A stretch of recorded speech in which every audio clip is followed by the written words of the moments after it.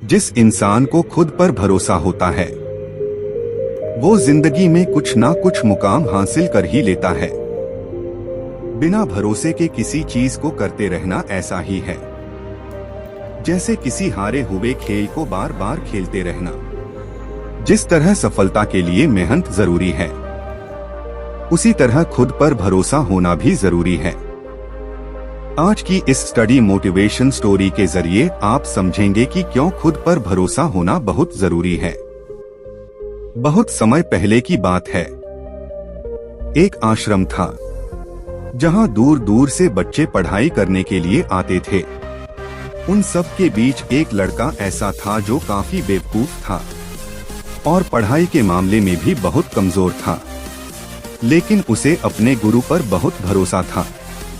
उसके गुरु उसे हमेशा ये बात कहते थे कि तुम भले पढ़ाई में कमजोर हो मगर तुम्हें खुद पर भरोसा रखना चाहिए कि तुम दूसरों से बेहतर हो और वो सब कर सकते हो जो दूसरे भी नहीं कर सकते।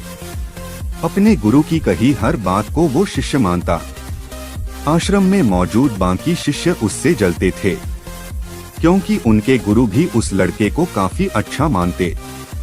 सबको लगने लगा कि आगे चलकर यही लड़का इस आश्रम को संभालेगा, इसलिए दूसरे शिष्य मिलकर उस लड़के को अपने रास्ते से हटाने का विचार बनाने लगे।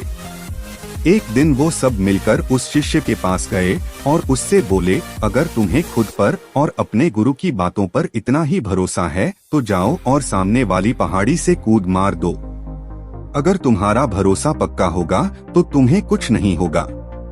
उस लड़के ने बिना कुछ सोचे समझे कूद मार दी।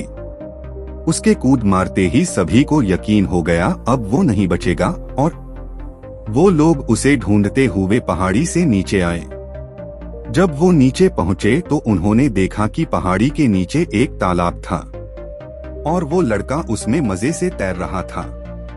उसने उन शिष्यों को देखा और कहा, आप सब सही थे, मेरे भरोसे ने मुझे बचा लिया। उन बच्चों को लगा कि उसकी किस्मत अच्छी थी इसलिए वो बच गया। कुछ दिन बाद आश्रम में आग लग गई और 2 लोग अंदर फंस गए।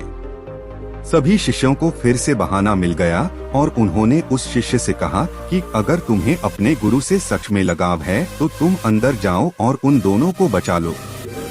वो तुरंत अंदर चला गया और तेज आग की लपटों के बीच में से उन दोनों को बाहर निकाल लाया। उस शिष्य का शरीर तपे हुए सोने की तरह दमक रहा था। ये देखकर बाकी के शिष्यों की आंखें फटी की फटी रह गई। मिलते हैं इसी कहानी के पार्ट 2 में। बने रहिए हमारे चैनल पर मोटिवेशनल स्टोरी और वीडियो के लिए। धन्यवाद।